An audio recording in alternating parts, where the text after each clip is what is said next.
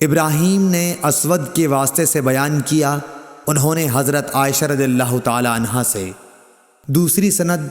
और आमश ने कहा कि मुझसे मुस्लिम बिन सबीह ने मसरूक़ के वास्ते से बयान किया, उन्होंने आयशा रज़ियल्लाहु ताला अन्हा से कि उनके सामने इन चीज़ों का ज़िक्र हुआ जो नमाज को तोड़ देती हैं, यानी कुत्ता, गधा और औरत। इस पर हज़रत आयशा रज़ियल्लाहु ताला अन्हा ने फरमाया कि तुम लोगों ने हमें गधों और कुत्तों के बराबर कर दिया,